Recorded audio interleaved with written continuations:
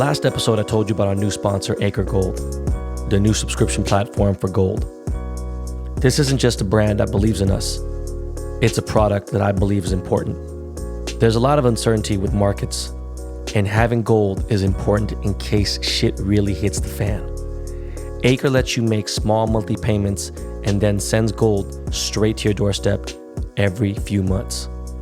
You are putting money into a different format that will increase during shitty times compared to any bank account or paper money.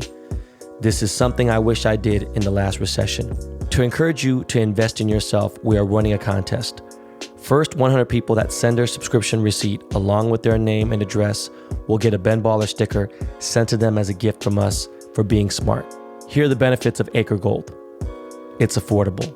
You don't have to pay out of your pocket all at once. It's convenient. Physical gold bars mailed to your doorstep. Acre branded gold is the highest quality, designed in California and minted in Switzerland. Subscribe for just $50 a month, and now there's even a $30 per month option. Once your gold stash reaches the price of a 2.5 gram Acre Gold bar, they will discreetly ship you your gold. You're in control. You can easily cancel or modify your plan to suit your needs at any time. Find out more by going to getacregold.com/baller. Make sure you go to that URL because Acre is giving away a gold bar for the month of March if you tweet why you should be the recipient and mention at get_Acre. Acre is the sponsor of this Behind the Baller podcast episode. getacregold.com/baller.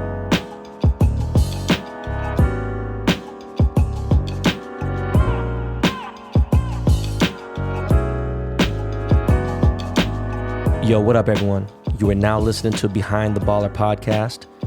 This is called Behind the Baller because we go deeper into who I am, and we talk less about jewelry and more about being a dad, a husband, and a businessman.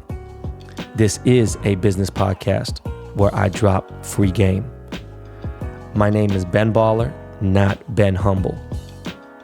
I used to have an ego, but now I'm perfect. But yo, what's really, really, really good? This is episode 67, and we got a big guest on today's show. My friend, model, actress, and artist, Lauren Tsai. I think she talks more here than she ever has on any interview, and she discusses how human she actually really is, which is a super dope interview. I can't wait for you guys to check it out. But it's roughly quarantine day 18 for me. It's day 30 for my wife, and she has not left the house except to walk for a few blocks with the kids. Like literally, she's not done nothing, right? I've left 2 times. I've done maybe 5 or 6 day stretches without leaving at all whatsoever, and I'm good for right now. I'm getting a little kooky in the head, you know?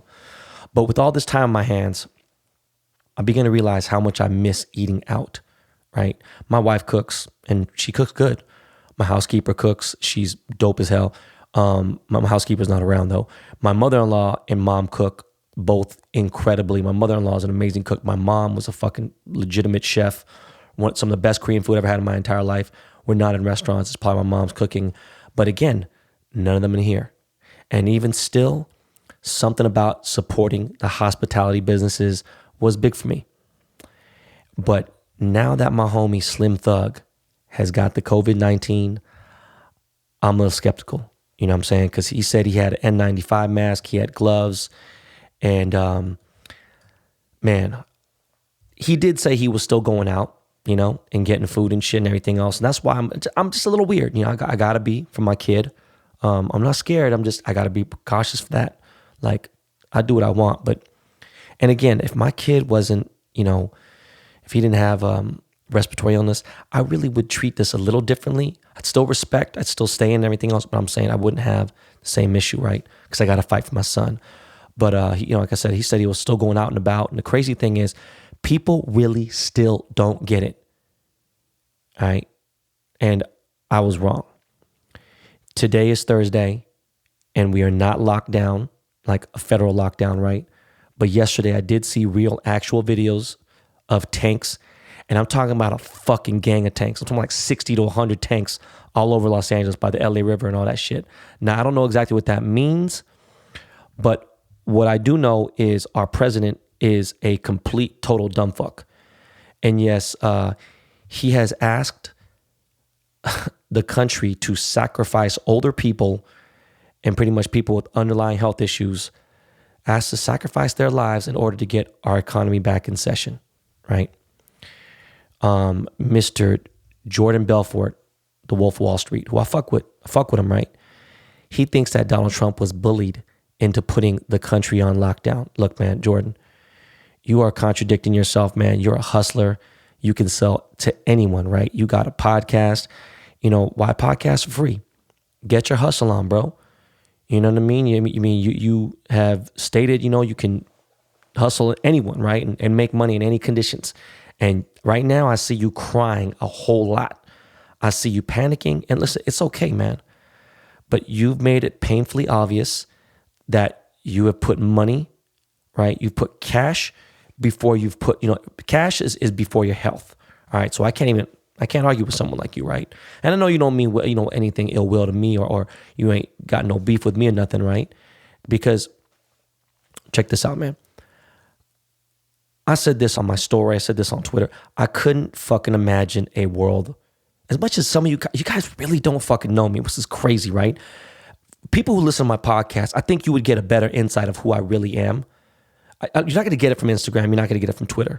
Once in a while, you get some jokes from Twitter and there might be some seriousness in it, but you're going to get much more here. And that's if you care. And I'm sure, you know, 100,000 people do care, right? So what I'm getting at is I would hate to be in a fucking world where everyone agreed with me. Like, that's not it. I couldn't imagine having no conflict. You know, like, there has to be conflict. There has to be contrast. I don't know. It's like, anyways, going back to Jordan, man. Listen, Jordan, your daughter got infected with the COVID, right? Okay. And yeah, I know it wasn't that bad. But right now, as we stand, I got 15 people I know who are friends of mine, and they are all still currently infected with the coronavirus, right? One of them has infected someone who may possibly, well, actually most likely die from this, okay? Yes, that person is old, but they had years left, all right? Nobody should be cheated of their time on earth, okay? So Jordan, man, I think, you know, I don't know, bro. And if you're wrong, I still won't go on your page and go after you, right? There's some people on there just hating whatever. People don't know when I'm trolling and hating. It's a fine line. People can't tell. And how can you, right? When you're writing text on captions, on comments, on anything like that, it's very easy to misinterpret somebody's energy or their words, right? I could still put fuck you in all caps, and that don't mean I got a problem with you. I know to a lot of people it would, but I'm just saying you can't interpret it properly via text. But anyways, back to food. The restaurant business is taking a bath like a motherfucker. They're taking a cold, but listen, they're taking a bath in freezing cold water right now. Shit is bad, right? These high-end restaurants, Michelin star joints, yeah. I mean, look, if you got a restaurant that serves 30, 40, 50, 100 people, 20 people, and you have to resort to takeout, the fancy spots, Mr. Chow, I mean, Mr. Chow's might still do takeout. You know, I know Carbone is killing it, but at the same time, it's not like turning over, you know, hundreds of meals. I mean, I know you can't, these high-end fancy restaurants, it wasn't meant to be put in a doggy bag, you know what I'm saying, in a to-go box. It's just different. So I don't know how the fuck they're going to survive when this shit may last for months and months, right? I mean, we're talking a long time. And fuck Trump, man. He's fucking keeps changing the shit. You know, it's just, listen, let's be real. The fear is warranted. And I hate the word fear mongering. Listen, motherfucker, what the fuck? Anyone who's not scared with someone that has a knife. Now, look, the person has a knife in front of them. You don't know. Are they going to stab you? Are they going to walk away? Are they going to throw the knife at you? You don't exactly know. That's how I kind of put this coronavirus situation in. You don't really know what's going to happen. It's kind of like a motherfucking the Wheel of Fortune, right? But it's not fake news, okay? And there's so much misinformation that, you know, Trump has been saying from Jump Street. And had Trump got on this the first week of January when he knew about it, we would maybe be in Korea's situation right now. And yeah, but then again, you know, We have so much traffic. No other country has traffic like we do, meaning in and out of the country, just fucking tourists and everything. People want to come here, better life. America's still the best, right? I don't even know after this one. I've been saying America's still the best deal. America's still the best deal. Man, I'm not going to lie to you. I don't know after this one. This is a weird, this is crazy. The USA is the epicenter of the earth. All right. It's hard to shut down this country. It took 6 weeks to finally have a majority of people stay at home. But there's still fools out there who think this shit is a joke. All right. There are now teenagers out there who've died. Right. There are way more younger people getting infected in the USA than elsewhere. Right. And you got Trump doing the flip the switch challenge. He said this shit was nothing. Corona hasn't taken any lives. And then he said we're at war with coronavirus. And then now he wants the country to come and be back to normal by Easter Sunday because it's important to him. Okay. He wants churches to be packed on Easter Sunday. You dumb fucking dick.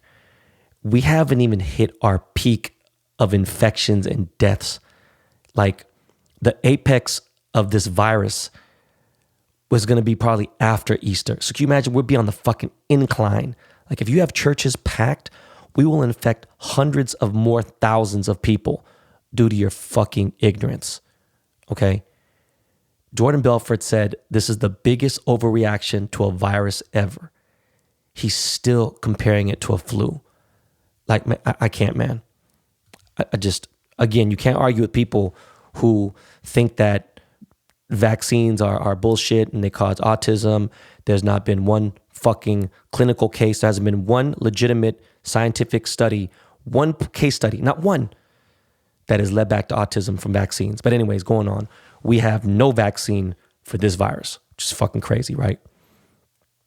Anyways, I was on the phone for probably about 8 hours this last 4 days, trying to get my $15,000 back for this spring break trip, this family trip that I had booked in December. And Expedia sends me this email, because I can't get a hold of them, right? Sends me this email that they'll let me cancel for free without any fees and give me a full airline credit. And I'm like, nah, fuck you. What are you talking about? Like, one, it's a Mexican airline that I only use to fly to Cabo, right? And I won't be flying with them for at least a year, if not even more. So nah. But I called my credit card company, which took fucking forever as well. And they're disputing it. And I need that bread ASAP, right?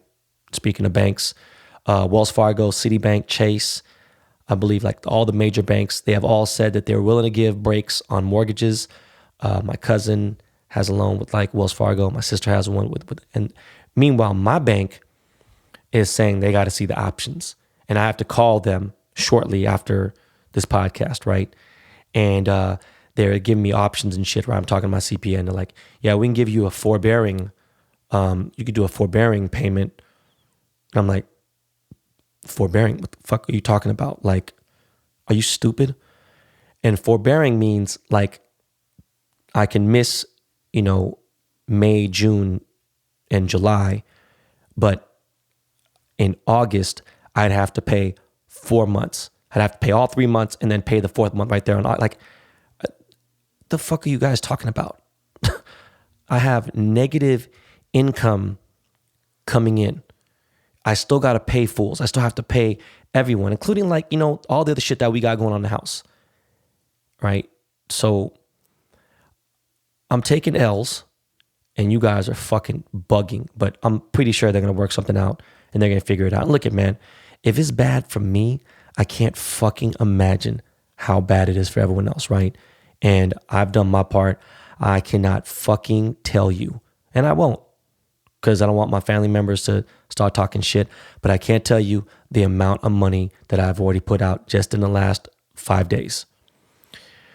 Anyways, back to food and travel. The day that shit really is clear, like we're in the fucking clear, which I think at the super fucking earliest, the end of summer, right? Which I just feel weird. I don't even know what that feels like anymore, right? I just can't wait to walk into Dongiljiang and get some kimchi 볶음밥, some tejichige, some tejikalbi, some fucking, you know what? Fuck it. Just for the wildlife fun, give me some fucking kalbichim. I just had a conversation with my homie, Stephanie from Dubai, and she made me miss my own food and my old town. You know what I'm saying? My own town. I miss food. I want to walk into fucking Mananguksu and get some kalguksu, right? That's some chicken noodle soup, but it's like Korean noodles, it's homemade, off the chain, look like fettuccine, but way better. Anyways, Steph, it's all good. When you hit LA, we're going in. Fuck, I might hit that Solar DXB, right, in December. We'll see what happens. And if shit's bad here and I can get the fuck out, please believe I'm going to motherfucking Dubai and you go show me some local shit that all my homies want to show me the super ultra bougie shit, but Steph, you going to show me some OG shit. I hope. I got a friend of mine who's a airline attendant for Alaska Airlines, and she's still working, and I pray for her. But she's posted trips like recently on the plane. She's showing the fucking airline like in the air from Seattle to Hawaii, and there's 5 passengers on the entire fucking plane. It's crazy as fuck.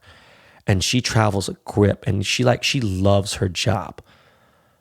But man, God bless her. Fuck that. Airports are crawling with fucking diseases, and of course, it's got the coronavirus fucking lingering around. Everyone keeps asking me, will martial law go in effect? I have no fucking clue. At this point, I really don't know, right? Governor Newsom said he will not fucking follow anything that Trump is talking about with that Easter shit. He's on his own shit. The governor of New Jersey, Cuomo in New York said the same shit. They're like, man, Trump is fucking tripping. We got a long time fucking coming before we, Mayor Garcetti, he's like, yo, listen, we're on this current lockdown till at least May. So we got like another 5 weeks to shit, because he predicts a ton of more deaths. Obviously, hospital shortages. Motherfucking Prince Charles got this shit. All right, now motherfucker's, 70? I don't know how fucking old he is, right? And look at, right now, currently, we're over 1,000 fucking people, 1,000 deaths. Over 1,000. What are we, 1,200 something, whatever? We're over 1,000 deaths in the USA. We're going to hit 100,000 infections in the USA by the weekend, all right? What's crazy is that stupid motherfuckers still think that China has 88,000 infections and only 3,200 deaths. Still. Okay? Listen, know this. The virus hit China late December, okay? They didn't even get on it until like fucking February, all right? Like late January, real talk, late January, where they went fucking ham and locked everything down. Okay, they extended Chinese New Year, Lunar New Year, even another week. Okay, and that fucking fucked things up. But yeah, they did a legit Communist Party style lockdown for real, but they still got to it late. Okay, and the epicenter of the virus is in China, right?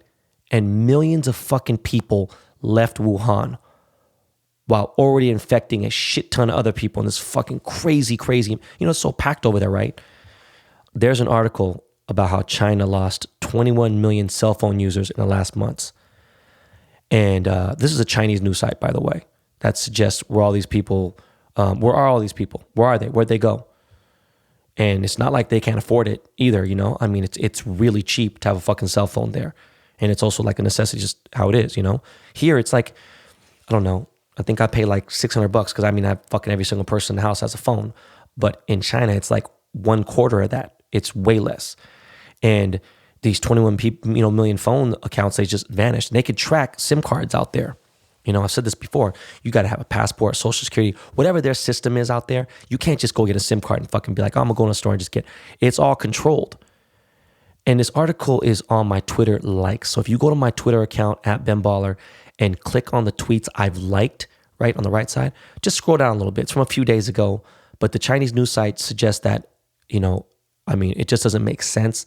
But even in calculations, maybe 1 million Chinese people could be dead, right? It can't be hidden for so long. I don't know, man. I'm not into conspiracies, man. It'll all come out later. It's just too big to hide. I'm just curious how anyone with a brain cell can even mention China's death toll from the per CDC's numbers, or like the fucking CNN, Fox, everything. It's like, it don't add up. There's people at least that talk about it on CNN and stuff, whatever. Some people are like, oh, CNN's not reliable. Motherfucker, what are you talking about? So where is your news coming from? It's just some people, man. Everyone, again, man, you could argue about anything, you know? Someone might be like, hey, listen, man, the 5 worst players in the world are fucking Kobe, LeBron, Michael Jordan, Magic Johnson, Kareem, and Larry Bird. And they fucking 30-40% of people might agree with them because it's just so fucking stupid.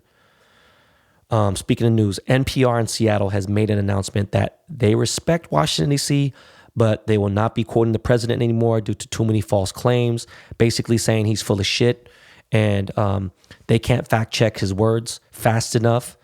And basically, yeah, I mean, that right there, that's crazy. That's NPR. NPR is legit. If you tell me it's not, I'll fucking stab somebody. I know there's a stimulus package that just finally got approved. I haven't really looked at the details of it, but I do believe that is just going to benefit the major corporations way more than it will benefit the average and below average American. So I don't know, it's like $1,000 and fucking something if you get married and fucking this extra if you have kids and all that shit. Listen, man, I don't know, man. I'm willing to give those checks up. I mean, as much negative income that comes my way, I'm already helping people out. Anyways, let's talk about some above average Americans. My homie Lauren Tsai is up next, and we get deep into mental health, this crazy corona crisis, and how she dealt with anxiety to growing up feeling different in a different country at a young age. Miles, my guy Miles Davis, please throw on some Lakey to get the mood right. And we'll be right back with Lala, aka Lauren.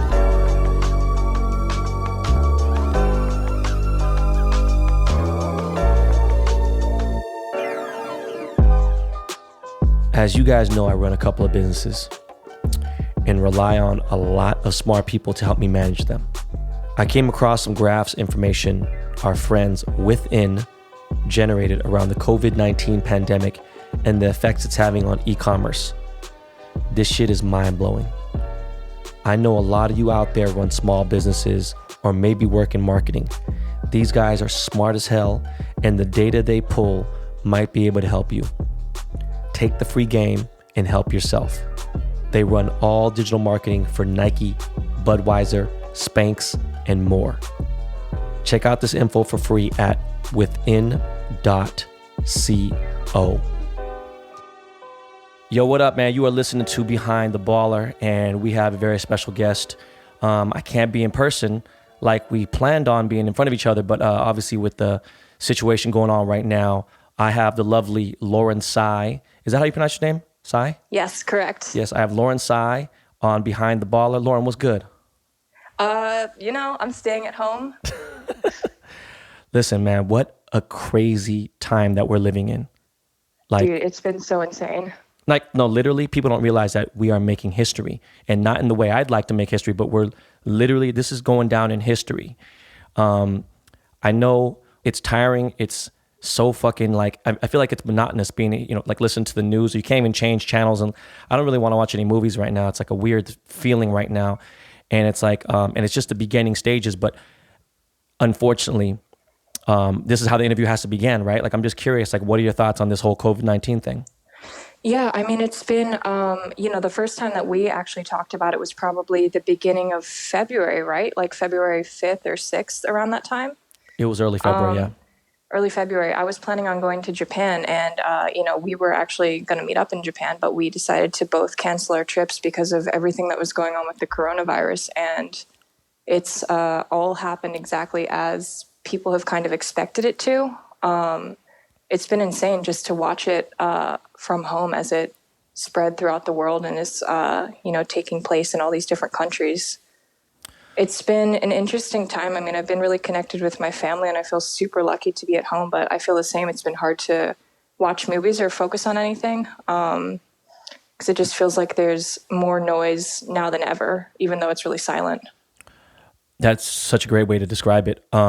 What's crazy is, look, I know we barely met in November, right? And it's not like we've had a ton of time to hang out or anything, right? And, I say this, and I've said this before on my podcast, that when you get to a certain age in life, and usually for men it happens later, But when you become an adult, like for real, and we're going to get into that later because I know you're young, but when you become an adult, I mean, you don't waste time. Like, why the fuck would you play games? Like, why take 7 or 8 conversations when you could have it in 2? You know what I mean? Or you do what you want to do. You know what you want in life. You're not going to bullshit. And with that being said, I feel like me and you've had a lot of real discussions. We haven't talked about superficial bullshit. It's been cool. We've hung out enough times. And when I made that phone call to you, it was only because you're the only person I would know besides Takashi Murakami, who I was going to meet up with in Tokyo, besides my friends over there. But I mean, here in America. So when I made the call, I said to myself, okay, is she going to think I'm fucking crazy or some weird? But you know what? I didn't even give a fuck at that point. If you weren't like mature enough to understand that I was calling you like really on a concern level that, so like when I called you, I said, hey, listen, this is something you might want to put on your radar, right? And I'm just curious, like, what did you actually think when I first noticed he told you that this shit's getting serious there?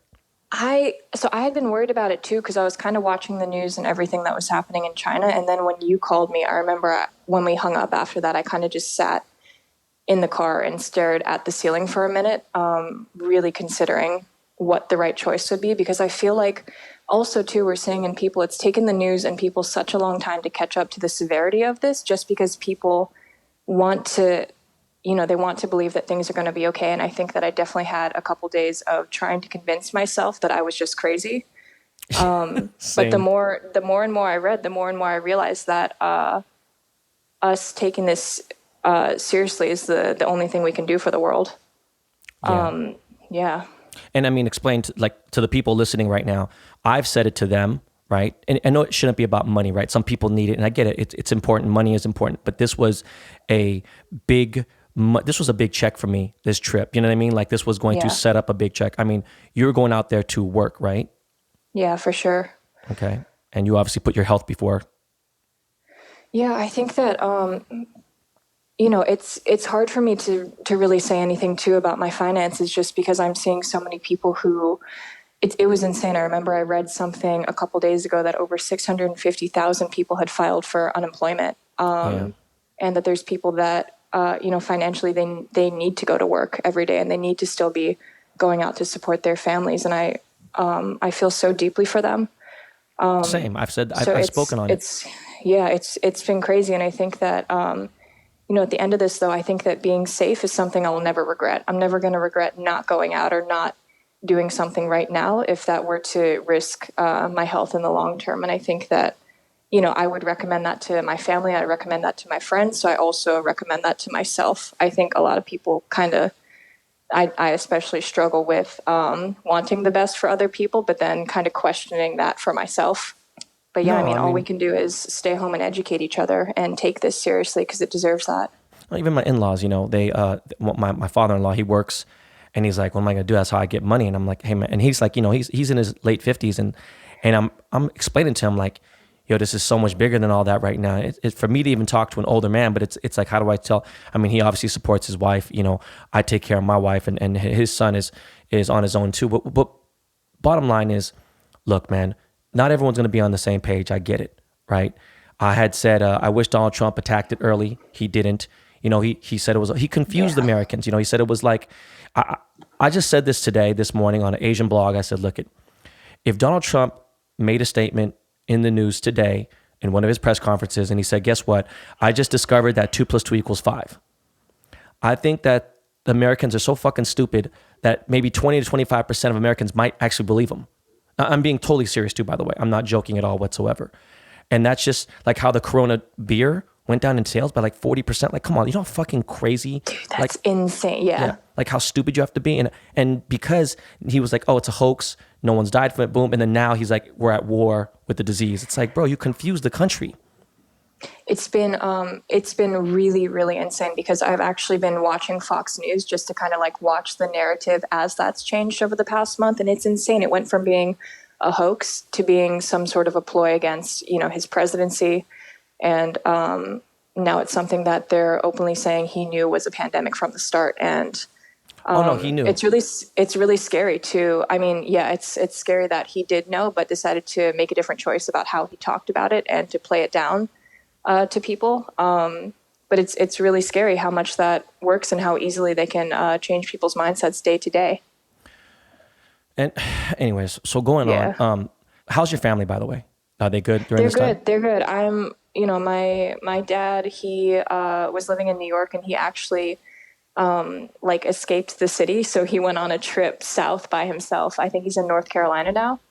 I'm a little bit worried, of course, just because I think that moving around at all is risking something. But he wanted to get out before he got locked in his apartment and everything. So I wish him luck Right. on his journey there. And then my mom and grandparents are in Hawaii. And with Hawaii, it's been super insane because people are still traveling there. And they have this like 14-day quarantine that's necessary right now. I think they just put that into effect a couple days ago. But like, I have no idea how they're going to actually keep track of these people. And it's scary. Hawaii is an island that depends on shipments from the States. And I think that when I was in high school, we had to do something about agriculture in Hawaii. We had to research it, and they only have a handful of weeks worth of food supply at any given time without shipments. Or it might have been a little bit over a month, like a month and a half or something. I would have to check that, but I remember it was some shocking amount that you're like, shit, this is really, they don't have the supplies. Yeah. If you spend time in Hawaii, I'm just saying, I'm not talking to you, I'm talking to people in general. You'd understand, like I've been to Hawaii many times. And taking my family there, I start to realize, wait a second, why the fuck is a gallon of milk, not organic milk, why is a regular gallon of milk $13? This is fucking insane. This is 3 times the price in Los Angeles when LA is supposed to be highly priced. Just certain things, and I get it. It is an island. It is a small island. And if infection hits through there, they're fucked because they don't have, in fact, I've never even brought this up. Obviously, I've spoke many times to my fans about how severe my son's health is and his respiratory illness. And we happened to be in Hawaii in July, and it just happened to be 68 degrees and overcast. I have no idea. It was like a weird thing. And he caught a bad asthma attack, a real bad one. And we had to call the ambulance to the hospital. And I remember we went to Kaiser. And I remember when we were at Kaiser, I was thinking to myself, it was raining too. It was really weird. Just a shitty day all around. And it was nighttime. And I was like, holy fuck. Like, this is like a small ass area. Like the hospital, everything. It was kind of like, it was just, I don't know. It almost felt like it was a small town farm, but it's an island and it's Hawaii. And it's just, and I'm on Oahu, of course, but still, it's just, I don't know. It's scary, but I'm just. Yeah, it's really scary to think about because, there's been so much development in Hawaii. So there's not necessarily, there's farms and stuff, but like there's just so many people living there that they depend on shipments. And, if there were a bad outbreak to happen, I really don't think that there would be enough healthcare for people to get. I was treated for pneumonia in, I think, Queens Hospital in Hawaii when I was a little bit younger. And I was in there for like 2 weeks with really bad pneumonia. And it's small. It's small for sure. Shit, Lauren, so my heart goes out to them. I didn't know you had pneumonia. That's a serious thing, by the way. Some people don't realize how serious pneumonia is because it affects you permanently for the rest of your life. It was really hard. I was young and I was in the hospital for a while, and my parents would stay overnight with me, and they were definitely scared. It got really bad to the point where it was in like filling up both my lungs. And it was hard. I had to like learn how to breathe again. And, I was up all night because it was really painful, and I really do not wish that feeling upon anyone. It's something that is extremely serious. Well, then you need and if untreated gets to that point. Yeah, you need to stay at home then for real. Yeah, I've been at home since I was 12, so. I got a question. So during this time, let's switch it up now finally. Yes. During this time, like, where are you getting inspiration, like, for all this fucked up shit? Yeah, I think for me, I've always gotten inspiration from kind of like the things that I've felt in my own life. I'm a very emotional person. And I think that growing up, I really hated that part of myself. And I thought that was the worst, weakest, stupidest thing to be. And I felt that growing up meant growing out of that and learning how to not be emotional and feel things deeply. And I think that, having this time in which there's no outside pressure to perform or to be a part of everything else, I've really had a lot of time to go back through my experiences and my relationships and my memories and come to terms with things and really think about that. But I'd say right now my own life has been inspiration for this moment, because I feel like it's really, really rare to get that moment of silence for yourself nowadays. Yeah, that's shit. That's I mean, when you could turn it off, that's awesome. Is there a certain city or town that gives you inspiration? Oh man. Honestly, Tokyo. That was so growing up, I was really into art my entire life, and then I got really into digital art and into animation. And when I watched Japanese animation for the first time, I felt so extremely inspired because I think that growing up in the States, I'd watched animation that was catering towards kids a lot. So I always felt like it was going to be stuck in that box. But when I watched Japanese animation, like stuff from like Satoshi Kon and other people like Mind Game, other crazy movies, I really felt like this thing that I loved could be taken that seriously and could be used as a platform to tell any kind of story. So I was always really moved by the idea of living in Japan and being there. I think that was the city that I moved to when I was 18, right after high school. And that for me was kind of my solo adventure because none of my family lived there. I didn't necessarily have any close friends there at the time. So for me, that was kind of my first moment of figuring out who I am in this world and what I want. And that represents that for me forever, I think. That's crazy because I would say Tokyo, if it's not number one, it has to be number two. And I can't think of number two right now, but I just thought about asking that question to you. And I would say Tokyo is definitely my number one inspiration because there's so many different things from streetwear to just, I mean, you're talking about animation and I'm talking about all that stuff didn't even exist when I was growing up in the late 70s, early 80s. And, but once I saw like Golan, which I think they call Voltron here, or like Akira and things like that, and Ultraman and all that stuff, you're like, holy shit. Like I was taken back.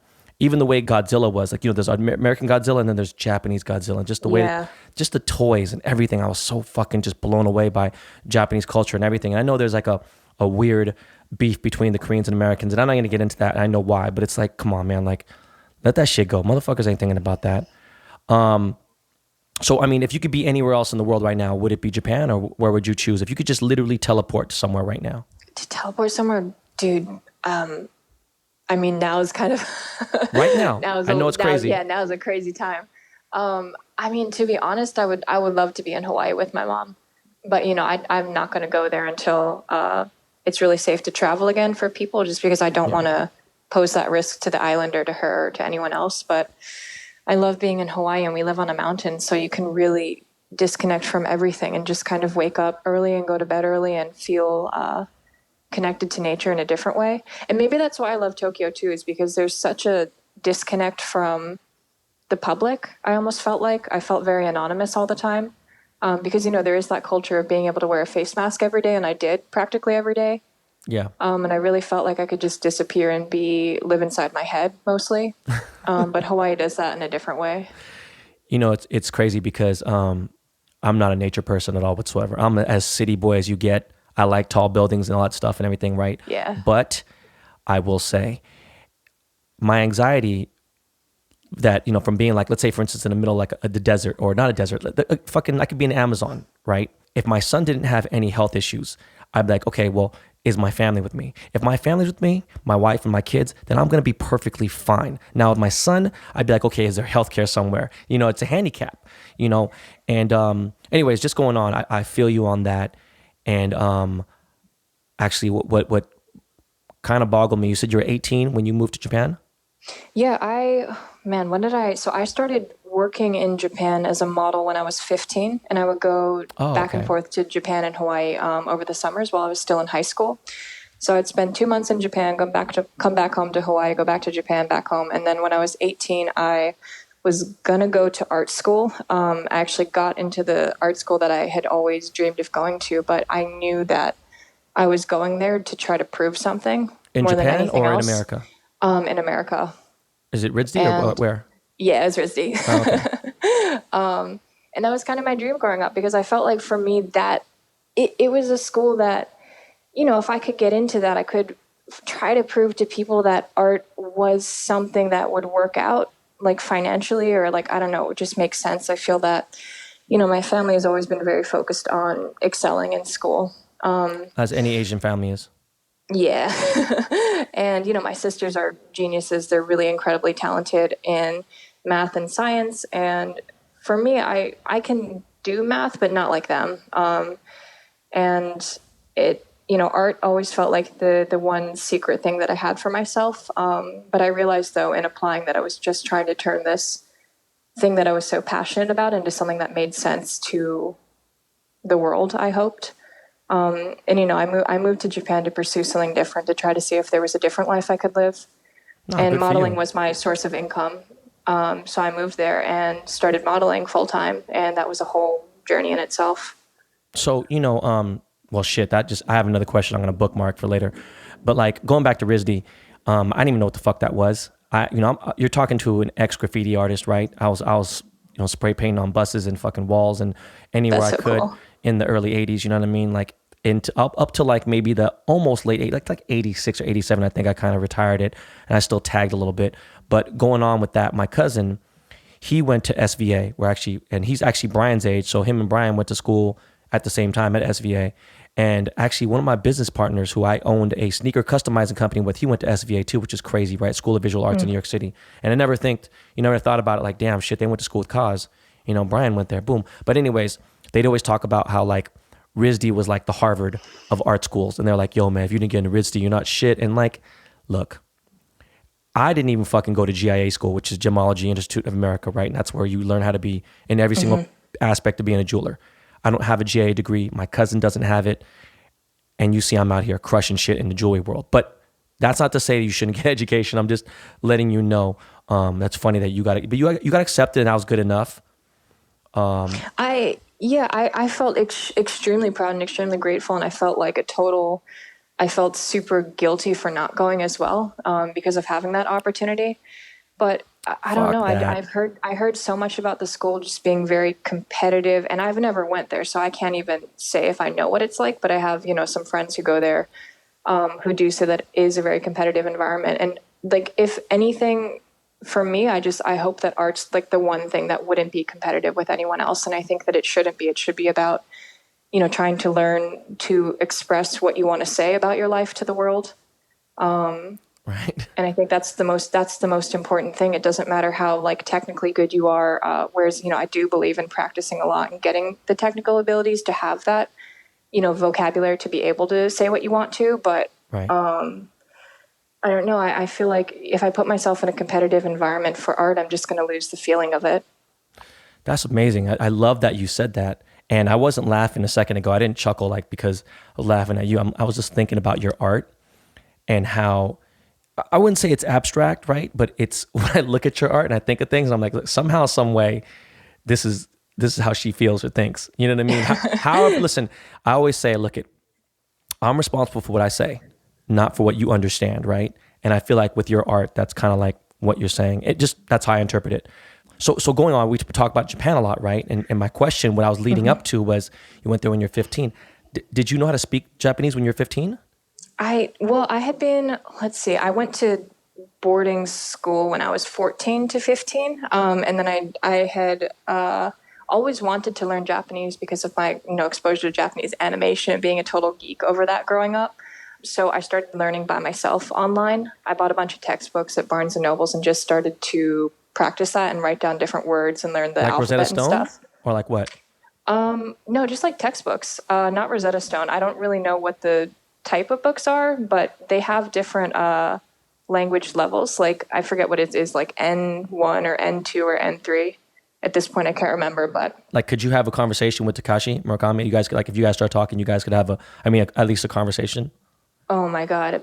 A year ago, yeah, I think I was pretty fluent in Japanese, like conversationally. But at this point, it's been such a long time since I've spoken in Japanese. I also realized too, I tried to say a sentence recently. Even if I just say someone's name, dude, it's like you have to remember how to move your mouth a different way. Damn. It's so easy to forget, but I think it's like always with you though. So I do think if I go back, yeah, for sure. I can really understand, movies without subtitles and stuff at this point. But it took me years. I mean, you could get into a taxi and realize that if this guy's like trying to talk shit about you, like, oh, I got this girl in the back. Oh yeah, dude, for sure. I got you. Okay. I got you when we're in Japan. Yeah. Like, hey, listen, there's this bald headed guy and this girl, and we're taking them to the fucking mountains and we're going to fucking kidnap them. No, I'm joking. So you're Hapa. Yes. That is the wave of the future to me. My nieces are Hapa. I have obviously a lot of friends are Hapa and everything. And I think Hapa's the shit. You know, it's a mixture of all these different cultures, right? Oh, thank you very much. My question is, how have you what's your experience of growing up Hapa and everything? I think well, I was born in Massachusetts and I grew up there, and it's funny because I think that growing up I thought that I was white. I don't know why, but like I didn't really recognize the fact that I was Asian until I moved to Hawaii. And I think when you're so young too, you just don't think about those things. You know, you don't think. Yeah. I think I was just surrounded by a lot of white kids, so I didn't see myself as different from anyone, as no kid should. But then when I moved to Hawaii, I really started, I was surrounded by a lot more Asian culture, and I started to get more connected to, my Chinese heritage and also to other Asian cultures. So I really started to realize those things. And I think that in Hawaii, it's very normal. There's a lot of Asian people, a lot of Hapa people. So it's not really, I felt very much like the majority there. Right. And then moving to Japan, of course, there are half Asian people, not as much, of course, but definitely there are. And there are a lot of celebrities and people in the media who are half. So it's a very accepted and understood thing. I mean, do you think in Japan when you were there, do you think being Hapa helped you flourish or no? I think that there are a lot of celebrities who are Hapa, and I think that what's good about that is that people are open to other ethnicities than just what's the majority of the country. But I think a lot of it comes too from kind of the, what's it called? The white idealization right. of that it was so prevalent in advertising for a long time, because, you can look at billboards and advertisements and they use predominantly like young white models. And I think that people being Hapa, there was some intrigue with that because it was familiar, but at the same time foreign. And I think that there's still a lot of idealization that's very outdated that I hope changes, that I really, really hope changes for people. 100%. I dated a big fashion model in Japan. She was like on 100,000 billboards out there, and this was the early 2000s, and she was in an agency that was only Hapa models. I forgot what the fuck it was called. We can talk about this offline anyways, I'm just saying. Yeah, I wonder. But going on, how do you feel about all the racism that's going against the Asians today, like in America? Like it's crazy right now. Like I can't stop seeing all these attacks against Asians over this stupid ass fucking, because of coronavirus. I think there's absolutely no excuse for racism ever. And I think that someone blaming it's just absolutely stupid. I mean, Chinatown, I can't even really wrap my mind around it, but being hateful to someone because of their ethnicity is, oh my God. No, it's really... There's absolutely no excuse for that. And I think really that crazy. a lot of people were, responding to me on Twitter, and I'm trying to look at what the other side thinks and feels, because we need to understand that.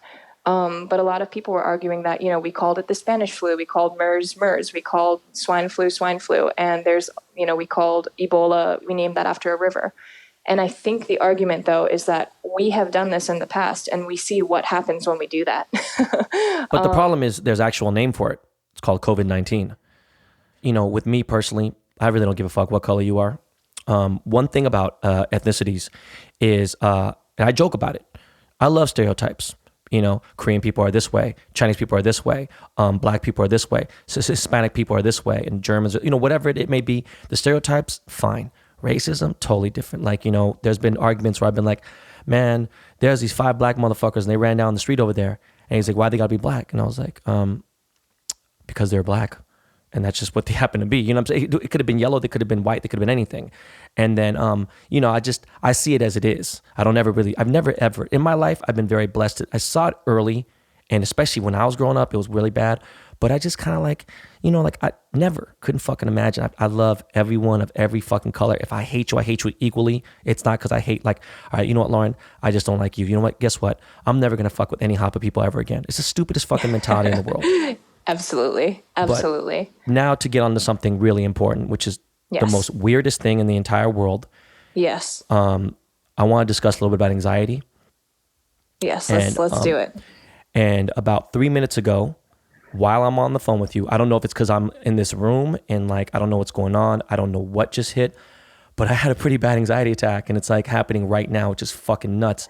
I'm gonna be honest And with you. I had an anxiety attack before you called, and then when you called, maybe that's just panic and also being scared of, having my voice projected to the world because I rarely talk online. no, it's not that at all. Okay, for you, maybe I'm just saying, like, I don't know what it is. Listen, I talk all day long, right? I have a dry mouth. I feel weird. I feel confined right now, but it's like, I got to fucking finish this thing. So we're just going to Yeah. power through it. Oh my But, God. Well, I hope you feel okay. yeah, but anxiety, right? It's something I suffered. I've spoke about it. Not so much, but definitely on several episodes of my podcast. And I was curious because me and you have briefly spoke about it offline. What's your whole take on this? Like what, like, I mean, I think that now is a really hard time for a lot of people. I think that our daily lives that we're used to have been completely thrown. I think that people are experiencing anxiety and other mental health issues from what's happening right now, from, the worries about the world, about the people immediately around us, about our lives, our work, and also just simply being alone. I think in this day and age of social media and this constant, it really is a drug, but this constant thing that we have access to all the time. I think that it's becoming increasingly harder for people to pause and be with themselves. I think that, we're the hardest people to be with, to be alone with. right. And I think that I really had to cope with that when I was living in Japan by myself. And I feel like a naturally introverted person, so I'm used to it. But I think that, I have definitely struggled I had depression, or I started taking medication for depression when I was 11. Oh man.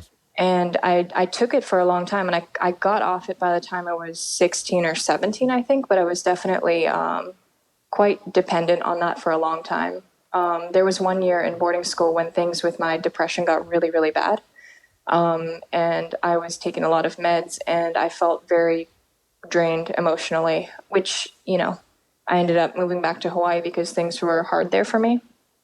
But with anxiety and stuff, it's been something that I've always struggled with social anxiety, kind of in a physical sense of getting these sensations that you're describing, but also, having panic attacks. And sometimes they're very, it doesn't make sense. And sometimes they do to some extent, but it's scary. And I think that I hope that people are talking about mental health, because I see a lot of people online talking now about how this is a time for healing and reflection. And it's absolutely wonderful for people who, have the time to do that right now. And I feel very lucky to have that luxury of being able to be bored right now.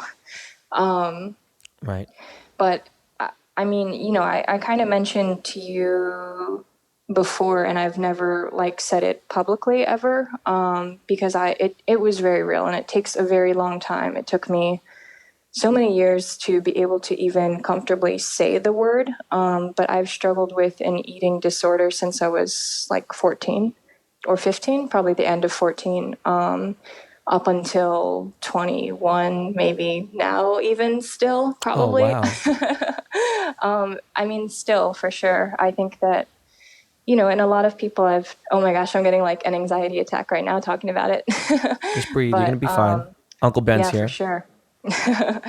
But wait a second. We've ate a few times. I mean, you did you not eat your meal? I Yeah. just forgot. Did you eat? Did you not eat? Did you?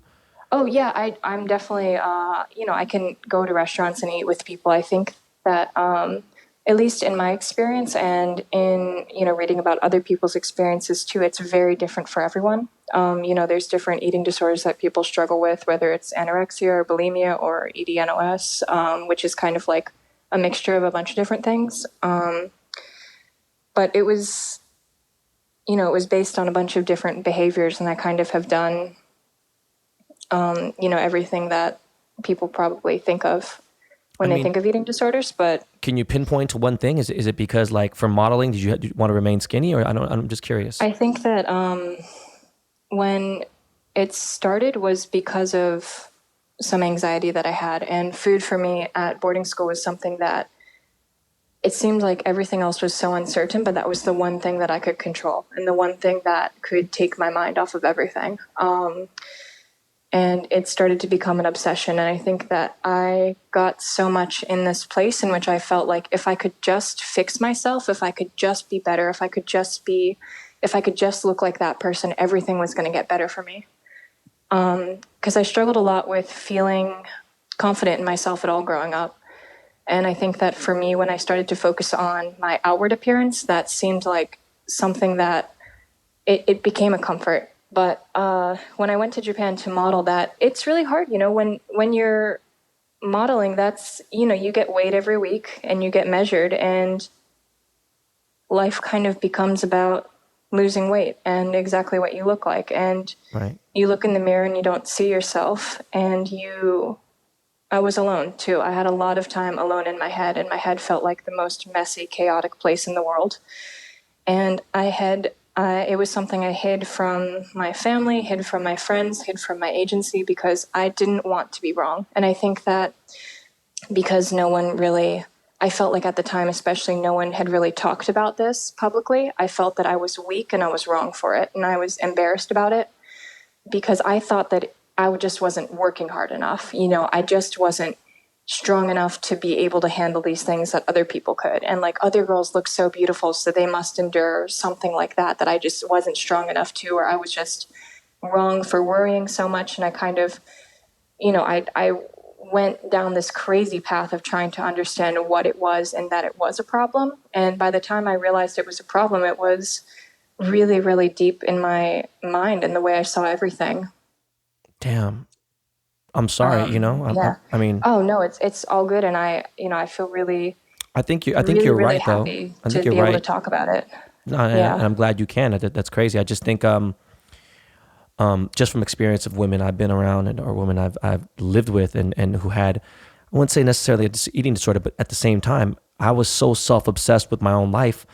I could have been completely oblivious of what was going on then, because I know that these girls were getting weighed every single week. And, you're talking about a girl who's 5'10" and weighs 118 pounds. It's like, come on, man, that's not really the healthiest person in the world, right?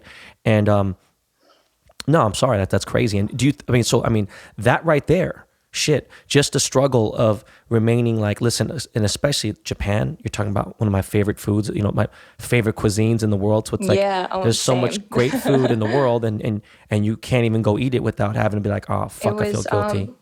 It was really sad for me over time, because I think I started to realize that it was a problem. And, I would go home for Thanksgiving and I would have the worst day ever because I'd be so anxious about everything. I'd be anxious about going out to dinner with my friends. I'd be anxious about getting drinks with people. I'd be anxious about how many steps I took every day, weighing myself, taking pills. Like it was a whole thing. But, I think that with kind of realizing that this is a problem, where it stems from, it's very different for everyone. But I think for me specifically, it stemmed from me not being comfortable with myself, and me kind of convincing myself that if I could just become anyone but me, then I would make sense to the world. And I really equated my happiness, or who I thought I was. I thought that we needed to let the world tell us who we are.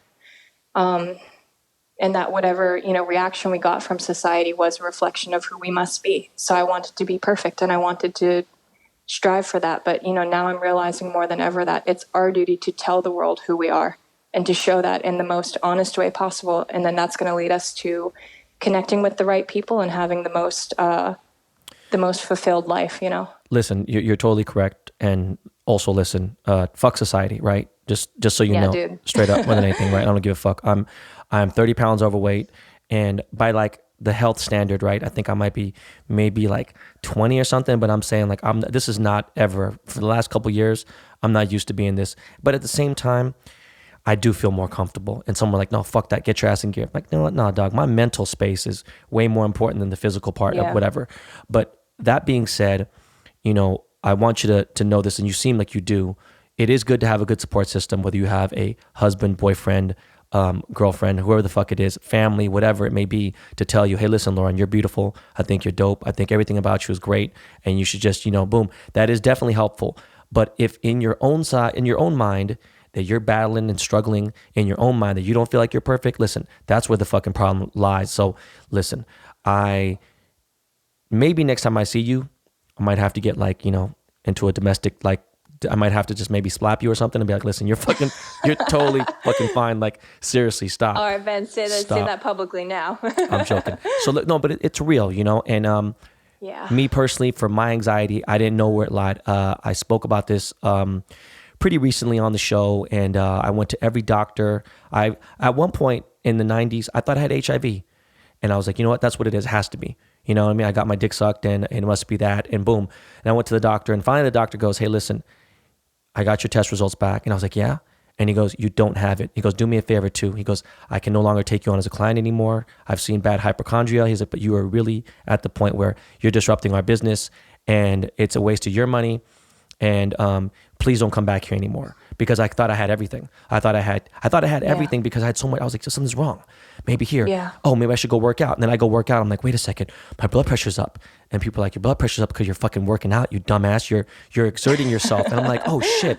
So I really went crazy. There was a point in time where, and at the same time, it didn't help that I was doing drugs and I was doing anything else. Oh yeah. Listen, I'm at peace with myself now. The only thing I think that where my anxiety lies now, and I think that the answer lies in the fact that I'm not the healthiest physical fitness that I could be in. And I think that's where a majority it lies in. But at the same time, I've seen people that are bigger than me and they've practiced yoga, they've practiced meditation, and their mind is so strong that it's literally taken over their body and everything else. And it has taken over their blood pressure, their oxygen intake, everything. It's something I do want to do. I just, no matter how fucking people think, like, listen, bro, you're the most aggressive, abrasive, crazy person in the world. Okay, that doesn't mean I still can't fucking practice meditation. You know, it's something I want to do. I don't know if you've thought about it, but. I, you know, and kind of like recovering from my old mindset and stuff too, I've really started to focus on exercising and weightlifting to become strong, and also yoga. And it helped me immensely.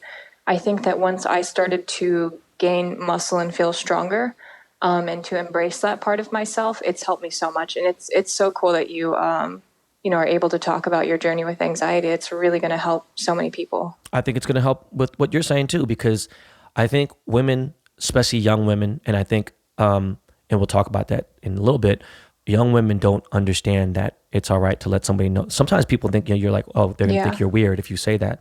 Nah, man, I think it's so common now. Think about in like 96, that's when I first got my first anxiety attack. I was like, why the fuck? Actually, you know what? It might have been like 94. And then I was like, you know what? It must be from Coke. So I stopped doing Coke. And then I just realized, like withdrawal things, and you don't know why certain things are this way or that way. And, too much caffeine, who knows? Adrenaline, it could be a lot of things. And I discuss it now because look, man, a lot of people have it. But I don't want to tell people what to do or how to feel. But I do want to tell people, be strong, fight. You know what I'm saying? Every day is a new day. And don't let it take over your life. That's what you don't want to do. You can never let it win. Never let it win, ever. Listen, don't ever let it disrupt yourself.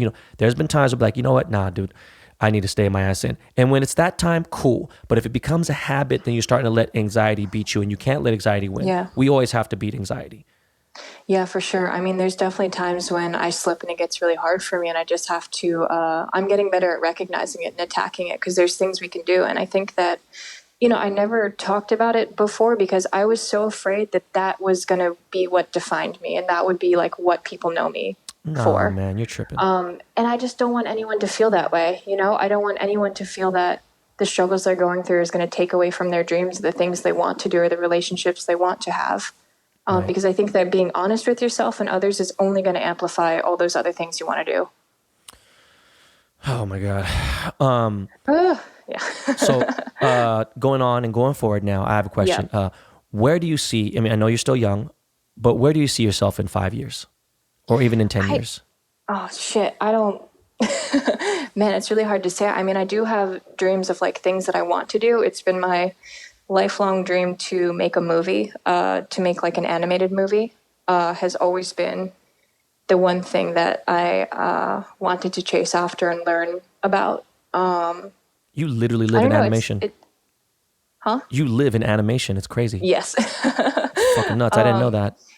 So why not do it? 5 years is. Yeah, I'm actually, I started a project, and I've been writing. That's kind of been my focus of this last year. Has been really like thinking about different stories and ideas and things that I want to build out, and kind of learning about that process more. And I think that through acting, which I started recently, that's really motivated me even more to lean into that process, because it's a beautiful collaboration that happens between people. And I think that illustration was something that was always so solitary for me, and something that I did alone in my room. But but it's really incredible to be able to bring these ideas you have by yourself to a team of people to see that come to life. And I think more than anything, I want to express the things, you know, to say what I want to about life in a variety of ways, whether it's through installations or movies or collaborations with other people or through illustrations, comics. I really want to keep pushing myself to explore, to not be afraid to explore those things. Right. So let me re-ask the question in a different way. Yes. Where would you like to be 10 years from now? Oh my God. I would love to have my own production studio. I think that would be like the big dream for me. To be able to have a place in which I can bring to life all these different ideas with a team of people that I really trust, and we all believe in each other. I think that is my big goal, is to kind of spread that, you know, that love for life in that way. I guess that for me is how I kind of am thinking about happiness, is to be able to not be afraid of to saying the things I want to and expressing that. And that's good. You're saying team when pretty much if anyone listens to this right now, it seems like you're very independent and you like to be about yourself. You like to be with yourself a lot, you know what I mean? So team, that's good. Yeah, for sure. That's good. Yeah, I think that, you know, I'm growing and learning a lot. And I think what I've been interested in art has changed a lot over the past couple of years as I've tried new projects. So for right now, like, honestly, I have no idea where I'm going to end up because I love acting as well. I really do. And I love just drawing by myself in my room. I could see myself doing that for the rest of my life and being very, very satisfied. That's awesome. But, you know, I think my dream includes me kind of pushing myself to do something I just don't think I can do, but want to do. I mean, one of my dreams is to do absolutely nothing and just watch movies and get high and drink water and just sit back and kick it. I'm so happy for you right now. And be my kid. So like right now, I'm like paradise because I never get a chance to just breathe and just relax. I mean, I got 3 kids who are going crazy upstairs right now, but like, you know, that you can't hear them because I'm in the studio. But with you saying that now, if you had to narrow down, you had to, there's a gun at your head and you had to narrow down to one career. Would it be acting? Would it be drawing? I mean, now acting and modeling would be the same thing. I'd put that in the same category, but what would it be between those two? Drawing. With a gun to my head, I would probably drawing. I think that acting for me has been the thing that I love so much and have been drawn to recently because I never felt that I could be a performer or express things in that way, but it's something that I really loved doing as a child and I had always wanted to do, but I think that's another thing too that we've talked about a little bit, is kind of, I was too embarrassed to say that I wanted to act growing up because I felt like someone like me could not be an actress. Damn. Someone who, I don't know, I had so many assumptions and that's really my fault. But I think also growing up, you know, I just didn't see myself as ever being someone that could be a main character or someone that could be the face of, you know, strength or anything. I think that the media is changing a lot to be much more inclusive to different voices and different faces. But I think that, you know, when I was in Japan, I didn't necessarily feel that lack of potential there. But I think that in the States, you know, I think it matters a lot to not, you know, see people that look like you do in the media and to just not think that you are going to be the center of something like that or that you could be. Right. I mean, I remember the first time going to Korea and I'm like, yo, there's nothing but Korean food everywhere. You go to the mall, it's Korean food. You go here, all I see is Korean food. This is fucking crazy. And it was actually more weird to me than it is me walking around. I don't know. I kind of like being, you know, well, there's so many fucking Asians now, but tell me about Terrace House because you went to Japan and you got onto. So that was an interesting process because I had so I applied to the show. I found this audition on Facebook actually, which was like this general casting call for like a Netflix reality show, nondescript, people 18 to 30, single. I was like, okay, shit, I'm single, I'm 18. That was after I decided I wasn't going to RISD, so I promised myself that I was going to do everything that I was afraid of or that didn't feel like, I don't know, I was so inspired and had so much energy to try everything. So I applied to that and got on, but after I moved to Japan, I got the notice that they wanted me to be on the show and they were shooting it in Hawaii. So I moved back to Hawaii for about half a year and I shot the show and it was incredible. I mean, was the first, Real quick, you have to understand the demographic of listeners I have is I have the most widest spectrum in the entire world, but I also have a lot of fucking savage animals who have no fucking idea and don't know a lot about. Yeah. So I'm just curious. I mean, Could you dude, Terrace House niche. yeah, could you explain what this really is like? Yes, so Terrace House is a lot of people say it's kind of like the Japanese real world, but it's extremely slow paced. It's a very wholesome show. I think it's very innocent. It follows the lives of 6 people living together in a house, and kind of their relationships as they entangle with each other and work on, their dreams outside of those relationships. So it's really a show that focuses on the entire lives of 6 people in the house. So you're one of the 6, obviously. So I was there's 3 boys, 3 girls, and we all live together. And there's a lot of relationships, but there's also a lot of, struggles with friendship and with work, and everyone's on a different path of like what they want to accomplish in their lives. So it's really interesting. It was an incredible opportunity for me because I mean, like, when else are you going to get the opportunity to live with 6 people from completely different walks of life like that? Oh, so they weren't all Asian then? Everyone was Asian. I think there's a girl on the season now who's Russian or something, maybe. I'm not sure because I haven't watched the newest season yet, but in my season, there were 3 people from Hawaii and 3 people from Japan. I think that was how it was balanced, yeah. Okay. But I was the only one that wasn't Japanese or like a native Japanese speaker. Oh, actually my friend Avian, she speaks Japanese fluently, yeah. I mean, as far as color-wise, they're all yellow. That's what I'm saying. Yeah. Oh, yeah. All Asian people. And, yeah, for sure. I mean, I have a few friends who are on the actual real world. My 2 friends were on the first one, second episode. I have friends who were on different ones. I had a reality show. I've been on a reality show that was like, not similar to that, but like stupid shit. I've been around it. I get it. My question is, and I'm crass, so please don't take me for just because I'm a savage. Dude, say what you need to say. So how long did you guys film for?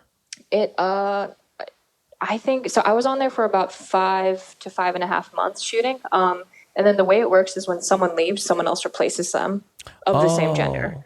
Okay, if I leave, then a new girl replaces me. So everyone kind of like leaves the house at different times whenever they feel like it's right for them to leave. So some people only stay for like a couple months. Some people stay for a really long time. Some people, I stayed for like a pretty long time, but not the longest. Were you guys just keep going. Were you speaking English or Japanese on the show? I was speaking both. Japanese mostly. Like the producers did say that they wanted me to speak as much Japanese as I could, so I did my best to speak Japanese. But then I also spoke in English with the people that could. But there are people who don't speak English at all, so that was full Japanese. Okay. And so were there people having sex on the show? Was there like people hooking up? People do stuff privately, probably, but it wasn't on the show then. There was it's not crazy like that. Okay. I'm just curious. I have no idea. Kissing sometimes. Yeah, it's super innocent. So basically, it's like a Japanese drama. If you've ever watched one, I've never watched one. It's pretty slow. So there'll be like a shot. So it takes like 30 minutes to set up for any shot too. It's not like dudes with cameras running around and shit. It's really high quality. It's like beautiful. All right, I got to check it out. The way that I recommend it's a good quarantine watch for sure. So your overall like feeling about the show is that you liked it and what it represented. Oh yeah, absolutely. I think that for me at the time I had so much anxiety with the way that people viewed me, and I was so unconfident in that I think that caused me to question a lot of the things that I did and said, and was very stiff on camera a lot of the time. I did the exact thing I shouldn't do, which is I read like the Reddit thread about the show of people discussing it. Yeah, dude, I know. Bad. Never don't read recommend Reddit anyone to do it. Anything. But also I was alone in Japan by myself, so I went down that hole. There were a lot of people definitely discussing me on the show, and I think I was like a very polarizing character on the show, because there are a lot of people who really did not like me and a lot of people who did like me a lot. Why did they like you though? What did you portray on the show? I don't understand. Like, what was your? I mean, there were some scenarios in which I think that could come off as being like very short with people, and being very in my head, and being very. I think I had a lot of trouble with the language barrier too. I'm awkward. I think that's something I'm just coming to terms with about myself as like a personality trait for me.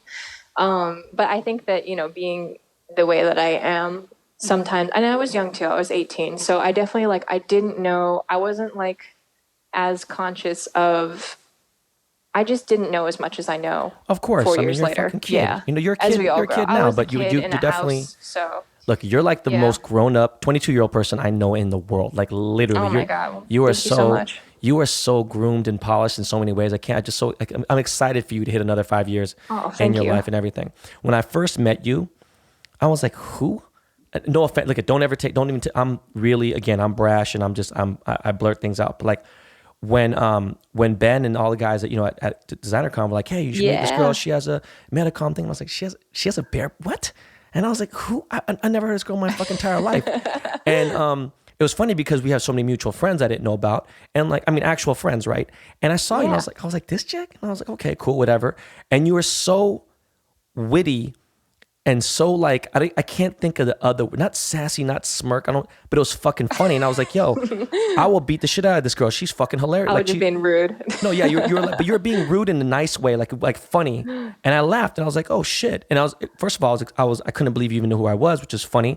So if you hadn't been like such a little, like, don't take this in a derogatory way. If you weren't such a weirdo, No. if you weren't such a weirdo, I probably wouldn't fuck with you as heavy. I really was like, you made a great impression on me. Oh, well, that means a lot. So like we're getting down to the last few questions, right? And I was just curious. So if your paintings, right, you paint, you art, Yeah. you draw. Now, let's say your art was to hit like $1 million per painting. Okay. Shit. Like yeah. what? Yeah. What? Like think about Brian. It was like not that Yeah. far ago, and it just. So what do you think? Like, what would you do if your art would hit like those type of levels? Would you think you'd go out and buy a bunch of shit? Would you God, just? what would I do? I mean, because it is my dream to kind of like build my own. I would love to, spend some money to invest in my own company, because I do have like the official companies called Unreal, in which I, do everything under. Right. So I mean, I'd love to invest in that to kind of expand like what I'm able to do and expand like the studio space and buy new equipment to use and stuff. But I really hope to be able to give a lot of that back to people, to things that I believe in. Right. Like with the book that I put out last time, I'm donating half the profits of that to this organization in Hawaii that deals with sex trafficking. So I mean, it's really nice to have that money to do that, but I guess I'm trying to save up for the things in life too that I would like for myself one day, like to be able to buy a house or to be able to buy an apartment and be able to, have money to travel and see my family. That's kind of, I don't really want, I mean, I would like to buy art. I guess I would like to buy art too. But besides that, what I'm saying is you don't Yeah. have like, you're not into Hermes bags. You're not into like, you don't want a fucking crazy Bentley or car like that and like that, right? You're just, No, I mean, I do treat myself sometimes, like on my birthday or whatever, I'll buy something. Or if I make, if I get a good job, I'll treat myself to like a really nice dinner to celebrate, because I think that's important too. It's Right. important to like take time to be proud of yourself, because it's so easy to just jump into the next thing. for sure. But yeah, I don't know. I think that, one thing that I'm trying to change in my life too is that I think, especially with with the environment and stuff, I think the world is begging us to stop wanting so much all the time for ourselves and for... Well, okay, like, let's just put that hypothetically. You get this, you sell a painting for like 2.3 million, Yeah. let's just say, right? Yeah. And so you have this money, you go do your philanthropy work, you do your donations, you do everything else, whatever, right? And you have paid Yeah. your taxes. So you have a lump sum, right? Like, yeah. and there's no, I was going to say SARS, there's no coronavirus or COVID existence anymore. There's a vaccine, there's no issues, anything, right? And now pretty much you have a bag packed. Where are you going? Like, where's your where's your favorite destination? If you say Japan or Hawaii, shit. I'm going to stab you. I Don't fucking say that. No, I would like you to stab me. So, well, I think, I mean, I've always wanted, so this is kind of weird, but Lithuania has been like my dream. Yeah, I know. It's been my dream to go to Lithuania. And since I was like 12, probably. Why? One of my Because friends is actually, I know, right? Like, one of my close friends is Lithuanian, and he lives like very close to where you live right now, which is crazy. But okay, so why? yeah. So when I was 12, I saw the movie Howl's Moving Castle for the first time. You know, that like Studio Ghibli movie? Yeah. And there's this scene of this like giant, beautiful field of flowers, and that, I don't know why, but those visuals moved me so much, and the music and I think I watched that movie like 4 times the first day that I saw it. I just cried my eyes out. I was like a little kid because I thought that's Lauren, life, that's love, that's... I think you're going to go there, and about 48 hours later, you're going to want to kill you. Like, listen, get me the fuck out of here. Please give me a second alternate But anyways, location. Yeah, so I I was Googling online because I was like, okay, you know, this has to exist in the world. I'm going to visit somewhere like this one day. And I found this like tourism video of Lithuania on YouTube. I was really into YouTube when I was 12. I would post like fucking like speed paints of my characters and making like animations and stuff. But yeah, that was my dream. Since I saw that, I saw this like tourism video for Lithuania, and there was a field that looked exactly like that. And I was like, one day I'm going to go there. Boo. The end. Everyone yeah, boo I know. her. Boo, I know I'm the boo. worst. I know. I'm I know. joking. Everyone's logging off. Everyone probably logged off when I started talking about like, I don't know. So but I was look, like, hey, what's up, Ben? Yeah. They're like, no, fuck this. These guys are like, listen, man, we're the big. In fact, you know what? Let me stop. Jesus Christ, because all these guys want me to interview like porn stars, and one of my boys is one of the most famous porn directors. But it's like, one, I'm not gonna have no fucking porn star in my fucking studio. One, number two, I mean, not saying that it can't happen, especially now with the FaceTime videos like we're doing. But anyways, let's fucking drop all that. Do you have a favorite artist? Like, you know, someone like an actual artist, like an actual living or dead? Yeah. There's this guy Cornelius who makes these really incredible paintings. I don't know. They look like digital paintings. There's also this artist named Aya Takano. I think it's Takano. She's incredible.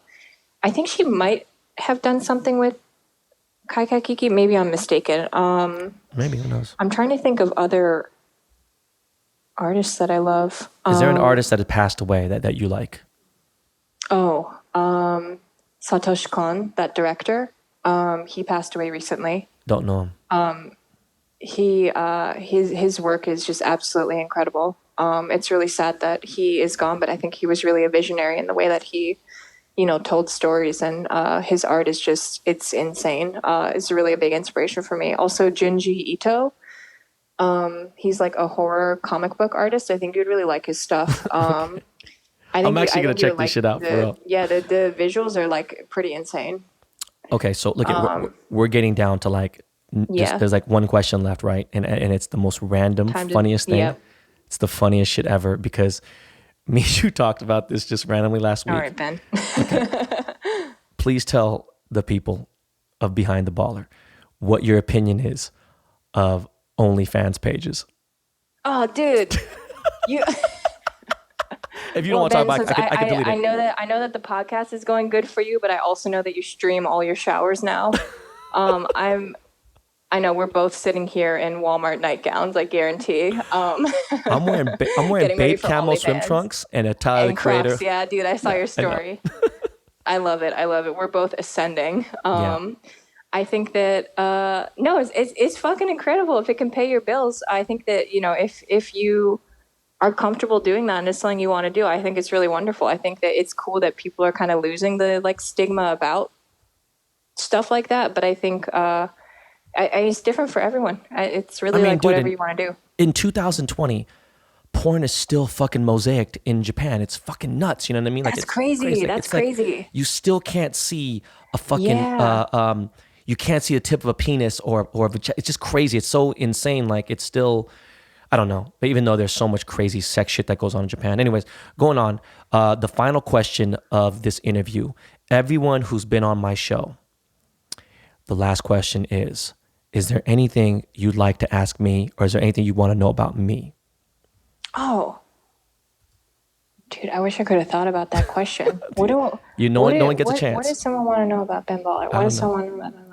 Everyone's had a different thing. Oh, I'm kind of curious. Actually, this is going to disappoint all your fans. It's a boring ass question. But do you cook, Ben? I'm like really interested to know that. All right, how funny is this? During this quarantine thing, I was just making some basic ramen, right? Literally making ramen. And the way I had it was like, there's a method to it, you know, especially because I like noodles al dente. So I don't like them like super soggy and whatever else. And my wife was like, she videotaped me and put on her story and put on her Facebook. And she's like, this is the first time in fucking 10 years that I've ever seen you in the kitchen cooking anything. When I was a kid, I was obsessed with cooking. I would make fried rice. I would watch, you know, like different cooking shows and things like that. And there was that guy, I don't know if you remember, you might be too young to remember Emeril Lagasse. He was like a really famous cook in the 90s and whatever. Yeah. And my cousin, who was my best friend at the time, we haven't spoke, is weird. And he heard he had a disc in his back. So he was out, he had to lay in a bed for 2 months, and he stayed in the hospital, stayed at home. So we watched a lot of cooking channels, and we used to cook a lot. And I've always been, I mean, I love culinary shit, right? I love food. I love everything about it. I've never actually executed going on like trying to be a cook or a chef, but I've been around a lot of kitchens and I've seen things and whatever. And in my mind, I know it sounds crazy, it's not like, oh, it's easier, just because I could see it. But in my mind, I really do truly believe, because of the things that I've created with my hands, from not just jewelry, but with other else stuff and clothes and things. And I've cooked before. So no, I mean, I can make anything basic and whatever. And I kind of know it's just, I hate making, cleaning up after the mess. Mm-hmm. But like, for sure. Well, if there's no issue, then yeah, I mean, if it's like, ooh, now's the chance. Yeah, fuck it. I might mess around and use some of this quarantine food. Yeah. Anyways, Lauren, I want to say thank you so much for being so honest and transparent and deep about your life, and on your very personal. And I do consider you a friend, and I really can't explain how much I appreciate you coming on Behind the Baller and just discussing about your life and everything. Oh my gosh, thank you so much, Ben. Well, you're the best, and thank you for having me. This is really great. All right, hey, Miles, can you throw some of that Lakey Lake on here?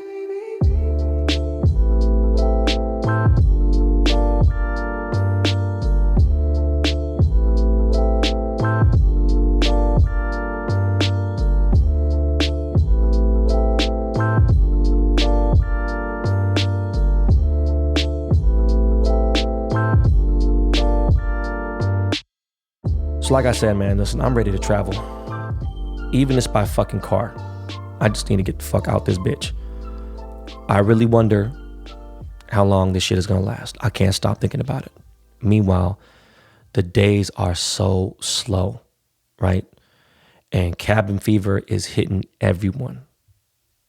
And the way that people are dealing with it is Instagram Live. By the way, Instagram, you need to get your shit together, man. Motherfuckers, Wi-Fi is on point, right? If you could stream 4K TV off 10 Mbps, or was it even 15, 20 Mbps? Listen, Instagram Live should not be fucking patchy and looking all crazy like it's dial-up Wi-Fi, internet. That's some bullshit, especially a motherfucker like me that got an average fucking... Listen, even in the man cave, I got 100 Mbps, right? Certain parts got 300, some parts got 100. I don't even know. First of all, Google Wi-Fi. Listen, what's up with this mesh Wi-Fi? Everything's supposed to be, and on top of that spectrum, I'm paying for a fucking gigabyte. I'm paying for 1,000 up, 1,000 down. Stop playing. Instagram Live is popping. There's DJs doing fucking virtual clubs right now. There's DJ battles. There are producer battles, which I watched this little bit of the Swiss Beats versus Timbaland beat battle. It was cool, Tory Lane's been having a good time on Instagram Live. He's having chicks twerk. He had fucking Chris Brown on there. He had Bieber on there. Speaking of Bieber, Justin Bieber is on live like 4 times a day now, motherfucker, singing. Yeah, I can tell he's going crazy. I know that motherfucker, like, I could just tell. But everyone's on live, right? I won't lie, man. It's been decent entertainment, especially, Boosie. This motherfucker, his live has to be the best thing ever, right? He's giving girls $100 to $1,000 to show their pussy. I mean, they busting it wide open for him. And on the whole other spectrum, we got Jared Leto going on live to bless the world with his facial baby face, his fucking skincare routine with his fucking aloe vera. I don't know what the fuck he's got going on. Anyways, besides Jared Leto's live, IG Live has helped me pass time. I'm on there interacting with you guys, interacting with fans all over the world, from fucking North Dakota to fucking Auckland, to fucking New Zealand, to goddamn, to Indonesia, to Bali, all over the fucking place. And it helps a lot of us just take our mind off the realness and laugh at shit, right? Because silence these days is scary, right? Silence was a luxury a few months ago. In fact, silence could be a luxury a little bit sometimes because I got fucking a bunch of kids in the house, but now silence will fuck with my head, Let's talk about some entertainment, because there's obviously no sports going on. That shit's driving me crazy as well. There's been a lot of discussion over Tiger King. I forgot to mention it on last week's, on the weekend wrap up, but I watched it, and then I watched 2 episodes. I turned that shit off, right? And so Tiger King is on Netflix, and I won't lie, 3 episodes in, like, this is the second time I've watched this. I started it, and it was slow as a motherfucker. And then I got to the end of the second episode, and I was like, yo, bro, this show is trash. But everyone keeps saying, this shit is the best. Oh, man, it's the best fucking thing to happen. The fuck is going, man, people are just losing their fucking minds. And they really are losing their minds though. So I restarted it and now I finished 3 episodes and everyone says, oh man, just wait. It gets crazy. Look, dicks, shit should get crazy at the very latest by 30 minutes, all right? I'm like fucking 2 hours deep and ain't shit happened, all right? Except the fucking menage a trois amongst 3 fucking ugly ass white dudes. Like, listen, I know in the second episode someone's arm got bitten off, but listen, it would have been a lot better if I actually got to see the fucking tiger bite the arm off. I don't know, man. I'm just like, I'm over white trash shit. All right. I'm going to keep going. Okay. And I'm just waiting for fucking Bosch to get back on the air in April. I'm literally dying for Bosch to get back. I'm so fucking sad. There's one more season after this and who fucking knows. But Bosch is one of my favorite shows ever. All American is finally on Netflix. It first season was Netflix only, then it went to CW, which makes no sense. I guess it was money. And then finally now it's on Netflix. First season was good, even though it is a high school show. It's about my old high school, Beverly Hills High, all right, which I went to for about 1.5 years. But it's entertaining. Again, Hunters, I don't know, I turned that shit off too. And I want to like it, you know what I mean? I fuck with Pacino. 000 got my attention on Amazon. I need to finish that up. Onward, for all you parents out there who have kids. Onward just came out a couple weeks ago in theaters, but obviously theaters are closed. So Pixar decided they're going to make it available on stream. So I bought it for my kids and we got a bunch of snacks and we had a family movie day in the man cave, threw on the fucking sound. Shout out to Sonos. And we had it fucking cracking in there and my kids loved the movie. This was like a few days ago. By the way, every fucking day feels like 5 p.m. Literally. 8 a.m., 10 p.m., feels like 5 p.m. on a fucking Sunday, period. I watched The Invisible Man, which is also still supposed to be in theaters, right? It's supposed to still be in theaters, but I don't know. Invisible Man was cool. I began it and then Ryder got real scared, so I had to wait to have like a little special date night with my wife. And I know they were saying like, hey, there's going to be a lot of babies after this shit is, this quarantine is over. Motherfucker, I ain't having no kids. You already fucking know. But we still got to get our time in, you know. Anyways, I think I'm going to use Lauren Tsai's method of learning a new language. She gave me some game on these books and stuff, and I'm going to go on the internet and everything. I'm going to figure this shit out because I got a gang of fucking time coming up, right? And I need to fucking stimulate my mind. I actually need to exercise my mind because as much information that is stored in there, I need to delete some of the shit that's in there.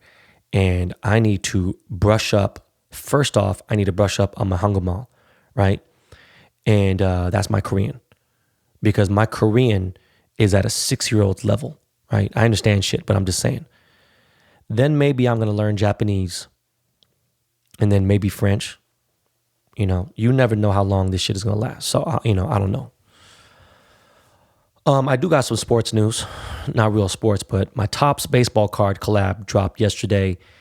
And I really couldn't warn you guys or give you guys any hints about it or any I couldn't leak it because the MLB is like real serious, right? By the way, I got a fucking interview on MLB.com, which is crazy, Major League Baseball. But, you know, I collected cards as a kid. My kids collect Pokemon cards. It's starting to get a little bit into baseball cards, but I'm going to wait a little bit more to like London turns 10 and I'm going to get them into cards. That was a big part of my childhood, you know, baseball cards, basketball cards and stuff. And my collab, I dropped the first card, which is Ichiro Suzuki. And, you know, they gave me a list of people. And when it came down, I was like, fuck this. We won't drop the Asian dude first, right? So I designed the card and everything. And it's been selling very well. The artist proof card sold out in 5 minutes. I think one of the other ones is sold out as well. But the artist proofs were $99, all right, for a baseball card. It's pretty crazy. They're dope. I bought one. Well, actually, the fucking artist proof sold out in 5 minutes, so I didn't get one of those, but I got the regular card coming. If you want to know about baseball cards, Gary V, motivational business speaker, everything else. Gary V did a great episode on baseball cards and how, like, when you only got $2,000 to invest, they're actually a better investment than stocks and things, right? So I don't know, man. Go check out Gary V's episode on baseball cards. But yeah, man, I was asked by Topps to be a part of their Project 2020. Topps is the biggest baseball company biggest baseball card company to design, baseball cards, whatever. Anyways, I got asked to redesign 20 classic cards. Each player is iconic. And I redesigned their rookie cards to my liking, right? Like, how do I explain this? The way I designed these cards, and this shit took some time, right? Like, I've been doing a lot of shit while you guys, this is all during the lockdown, by the way. And how do I describe this shit, man? It's, I kind of modernized these cards, right? Especially the older ones, right? I just gave it like a Blade Runner-ish modern aesthetic, right?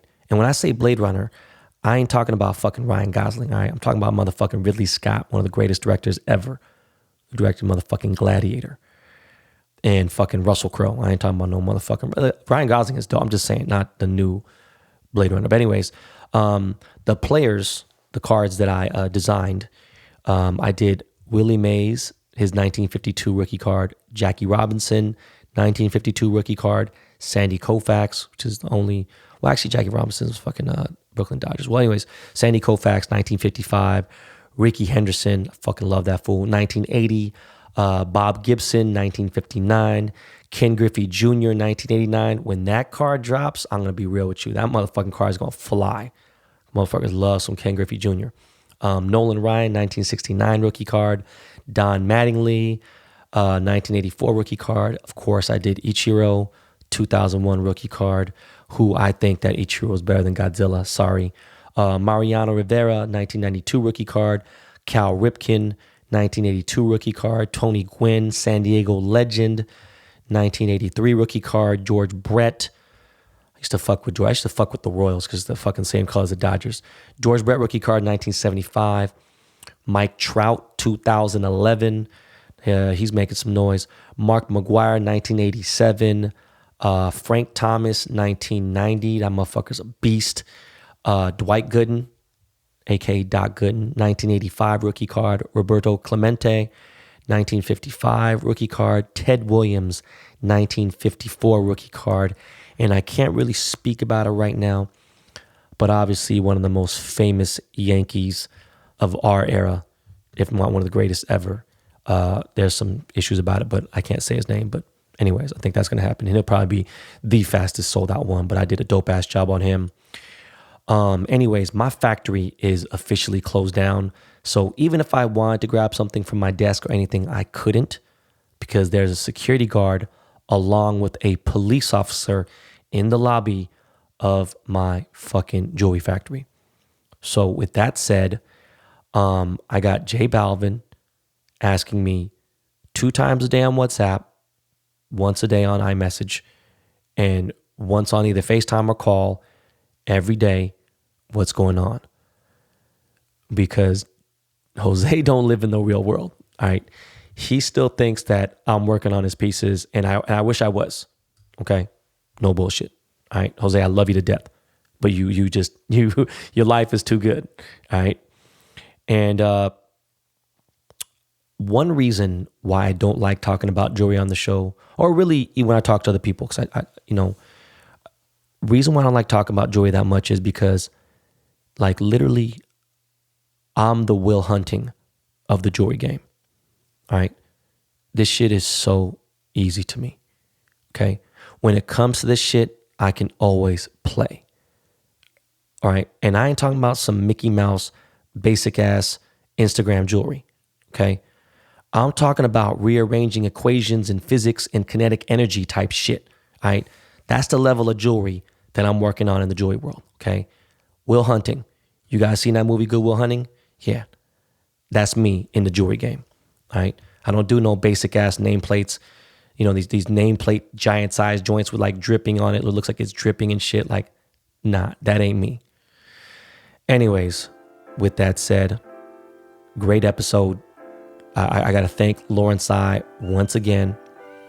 I want everyone to stay safe, stay sucker free, keep washing your hands, wash your ass, but don't eat ass. And I'll see you back on Monday for the weekend wrap up. Yo, Lakey Inspired, take us out of here, bro.